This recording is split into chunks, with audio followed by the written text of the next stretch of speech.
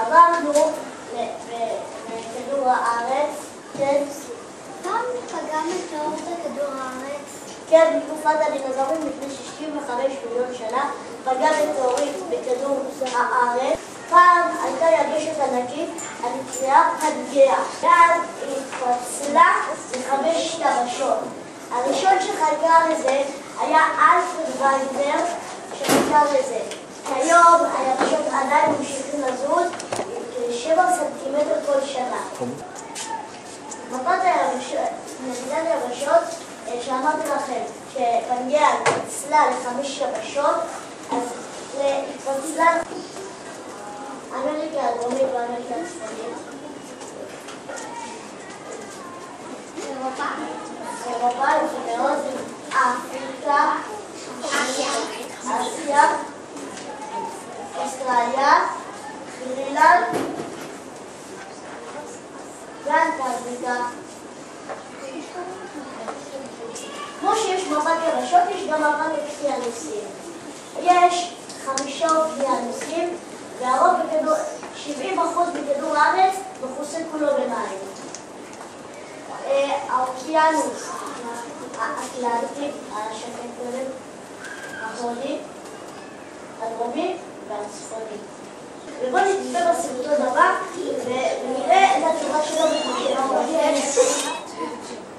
זה סרטון על סטגוזאורוס. סטגוזאורוס היו לו 3 מוחות. בגב, בגב, בזנב ובראש. הקרניים שלו על הגב עזרו לו מפני טורפים. לכן הוא היה מגן על עצמו בכל פעם שהיו טורפים באים לאכול אותו. הוא היה מוגן בכל ארצותיו. עכשיו הוא נותן לו סבתא בזנב.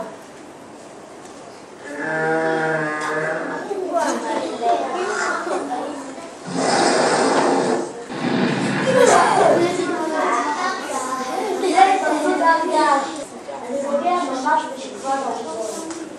המדענים היו חוקרים פעם את התפרצויות הר הגעש אם הוא עומד להתפרץ ולהזיז את התושבים שגרים לצידו. אז מדענים פעם היו הולכים להר געש ובודקים, אבל כיום יש טכנולוגיה יותר מתקדמת, אז בודקים את זה באפשרויות אחרות. מי יודע מה זה? טורנדו. לא, טורנדו. מה ההבדל?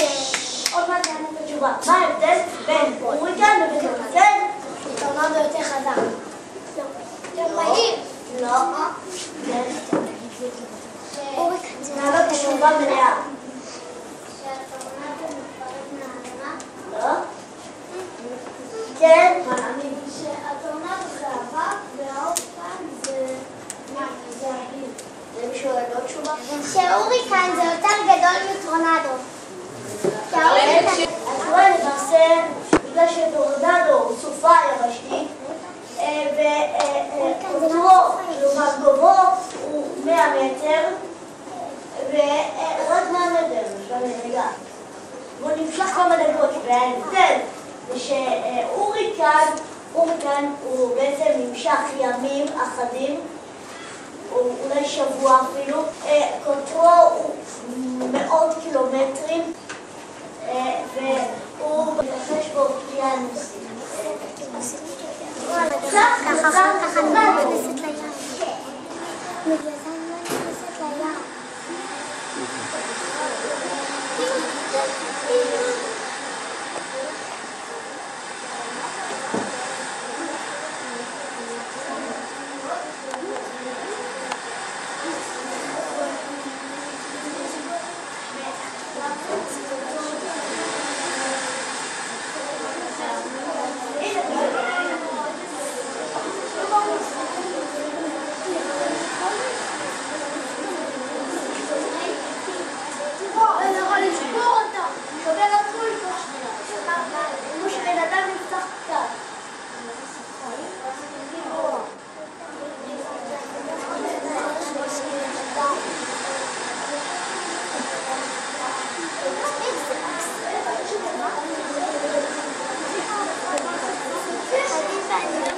מוות לרוח.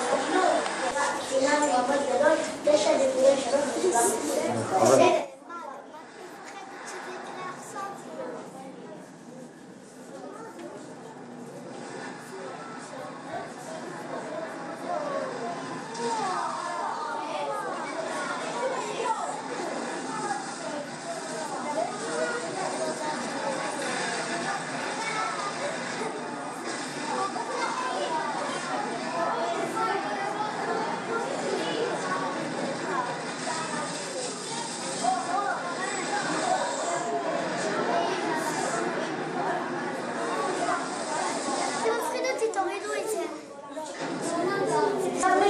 בנושא ארץ ישראל. נעשה חידון קל על ארץ ישראל. שאלה, מהי בירת ישראל? מה שבירת ישראל? זה ברור, לא כולם ביחד. ירושלים. יפה, ירושלים. והשאלות האלה אתם יכולים לענות חופשי כל אחד שהוא רוצה להצבעה. ביחד.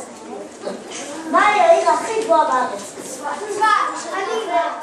אני אהיה גדול, אני ארצה להיות כמו המדען האהוב שלי, אלברט איינשטיין.